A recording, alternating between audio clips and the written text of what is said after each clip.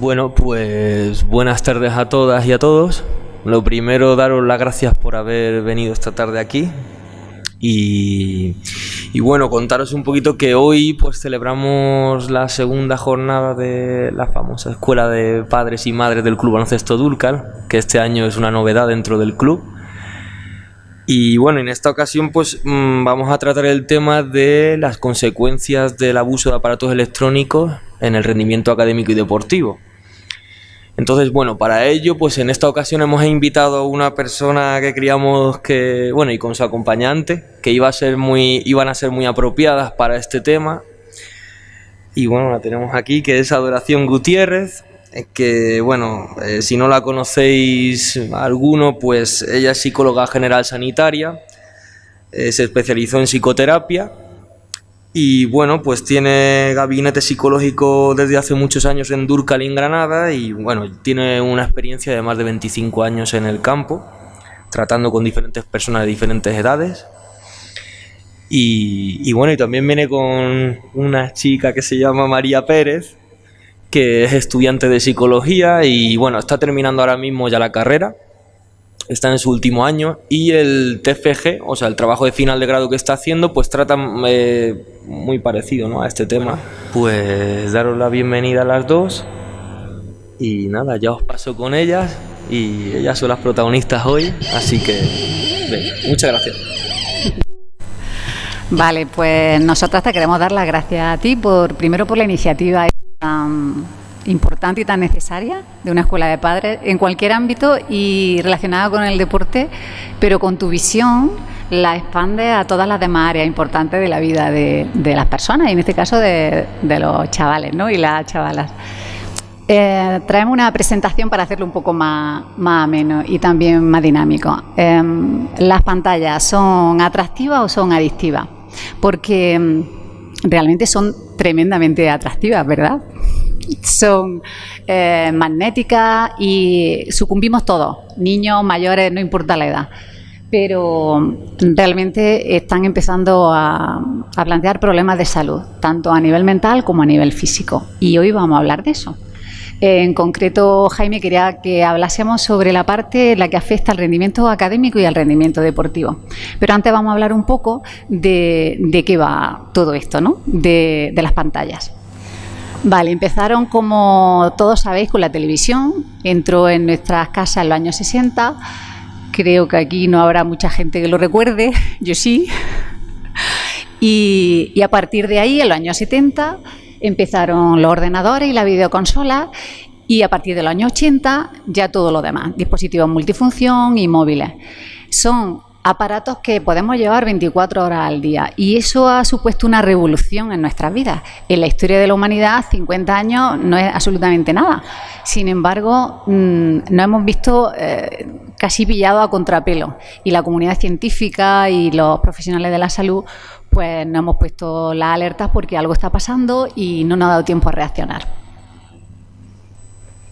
Valorando un poco nosotras también desde nuestra perspectiva personal qué ha podido hacer que haya tenido en las pantallas este grado de penetración tan rápido y tan tremendo en nuestras vidas, pues veíamos que en primer lugar en los años antes de que empezara la televisión en España las mujeres trabajaban como, bueno, y esto ya en el 87, es decir, en el 60 no encontré estadística, pero en los años 60 la población femenina que trabajaba iba a ser aún más inferior. Sin embargo, en el 2018 la población femenina que trabaja, que está activa en el mundo laboral, es del 53,3%. Eso obviamente deja un vacío en las casas que hay que cubrir de alguna manera porque las mujeres es la cuidadora clásica tradicionalmente, ¿no?, de los hijos y de la hija. Eso por un lado. Por otro lado, en España, como veis, está en el sexto lugar, empezando por abajo, respecto al gasto público en familia. El gasto que el Estado hace o inversión en la familia. Entonces, claro, si se apoya poco a la familia a nivel económico, a nivel estatal, pues tanto el padre como la madre tienen que trabajar o tienen que trabajar más o tener dobles turnos, etcétera, etcétera. Con lo cual también hay un vacío.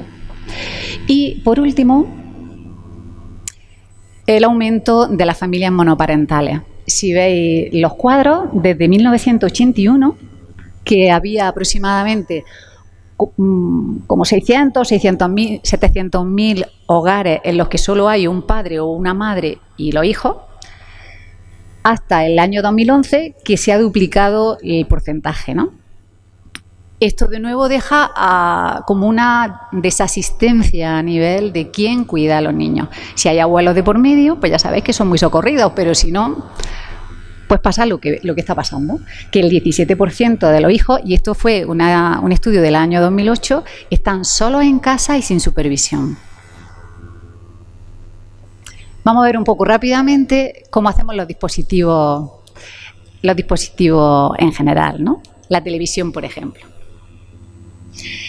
Fijaros que menores de 4 años, la cantidad, el porcentaje de niños que ven televisión habitualmente, ya es una barbaridad. En 5 y 9 años llega casi al 90% y más de 10 años se mantiene un poco, es el 91%. Y 2 o más horas al día. Y por supuesto el tiempo que pasamos delante de la televisión es importante, pero esto es solo la televisión. Además, tenemos videojuegos, internet, ordenadores. Igualmente aquí, fijaros que hay como más homogeneidad al principio, pero en 5 y 9 años y a partir de 10 años sobre todo se dispara. Aquí la población de riesgo más importante es de 14 a 16 años. Es donde más tiempo se pasan en internet o con videojuegos.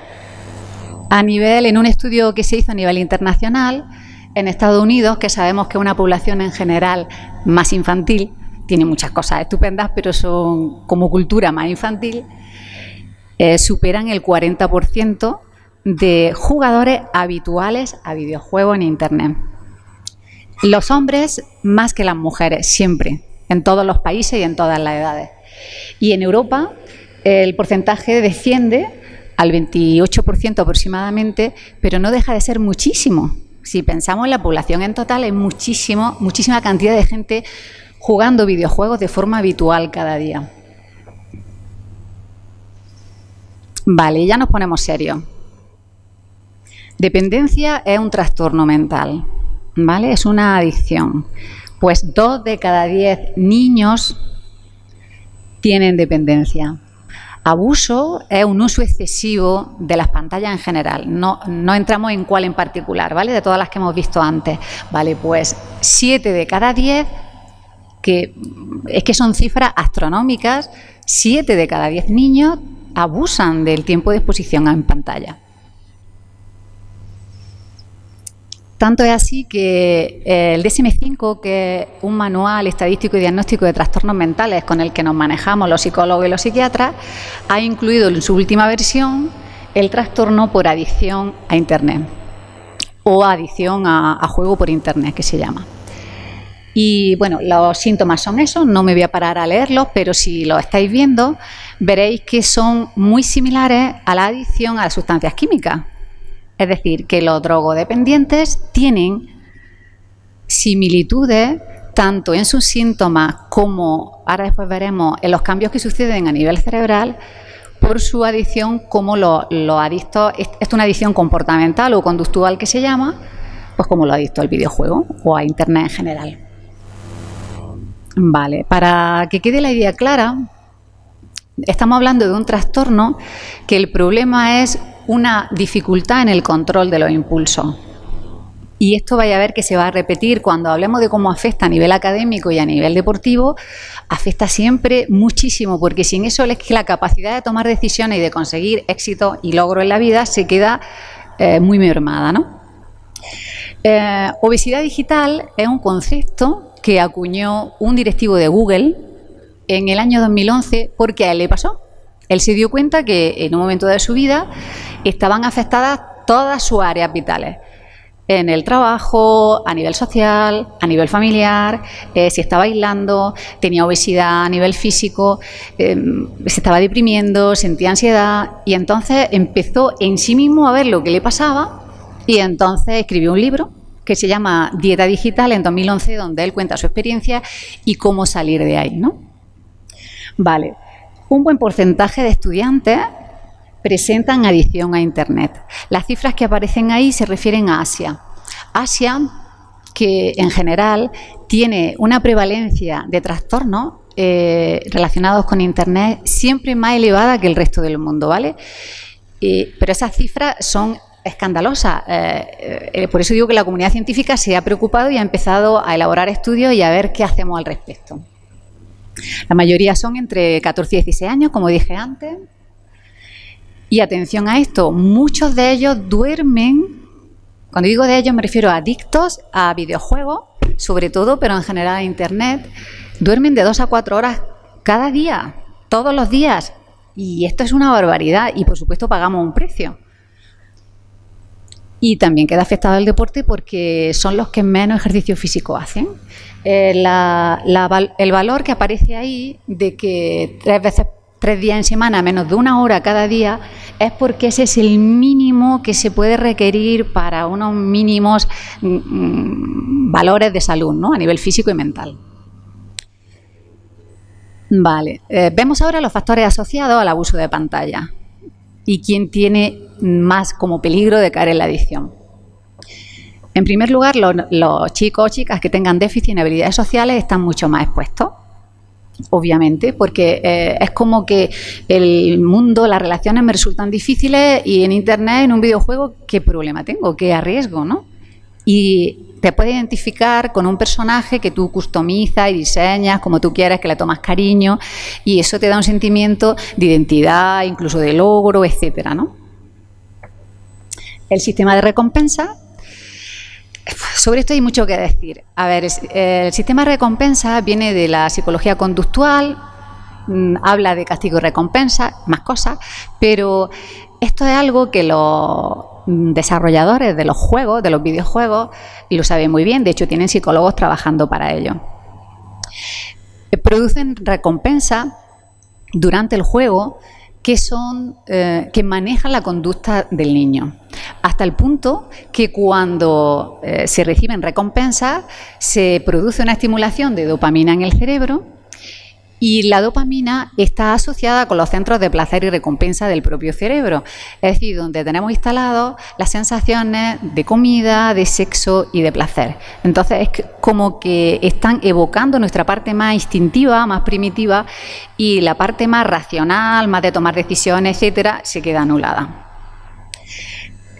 La interacción social que se produce, sobre todo en los juegos en los que son de equipo, participan mucha gente, además de todo el mundo, obliga muchas veces al jugador a seguir jugando aunque esté cansado y no quiera, porque ahí tú solo no ganas el juego. Para ganar el juego tienen que participar todos, y a lo mejor si tú te quieres ir, resulta que es que pierde tu equipo. Entonces hay un sentimiento de obligatoriedad a seguir jugando.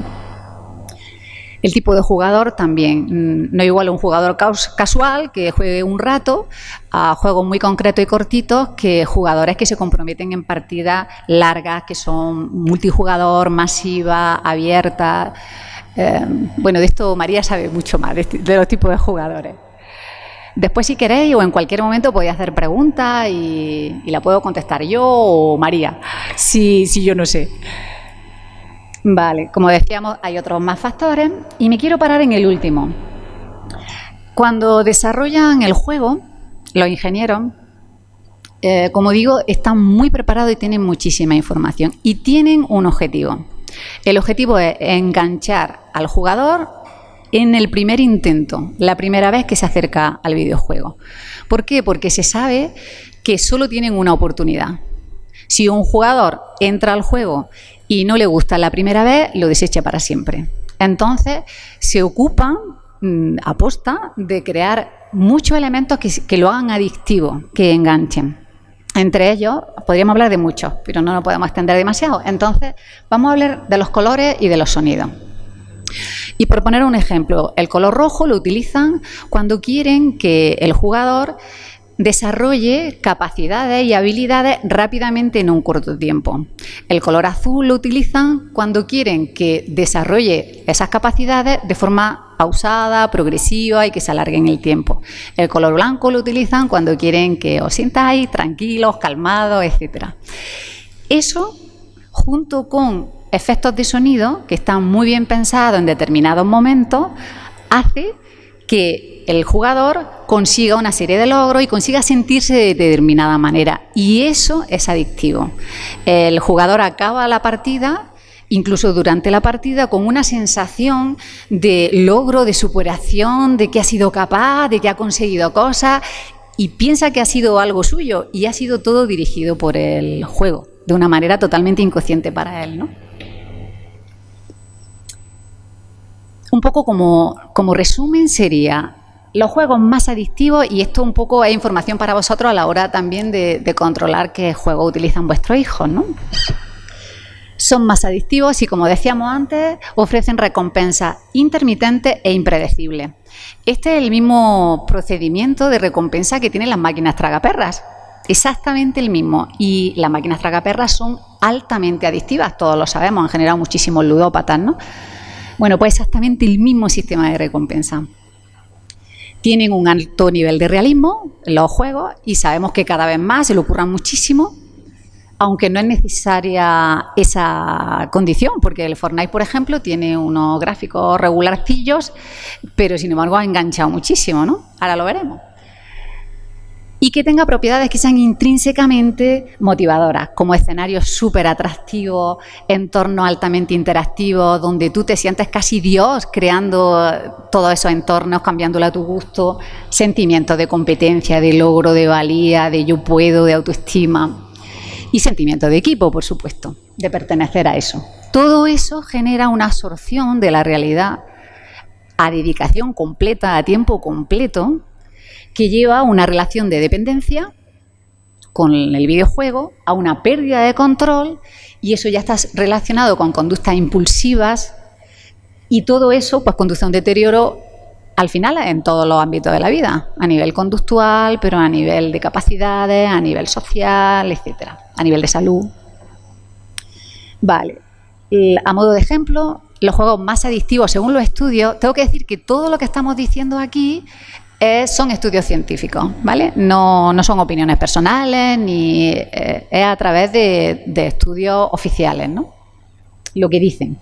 Vale, pues estos son los juegos más adictivos en general.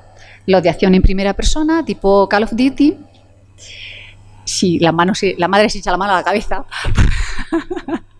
porque lo reconocen en casa. Y los juegos de rol multijugador masivo en línea, como el WoW. Además están los juegos de rol, como Final Fantasy.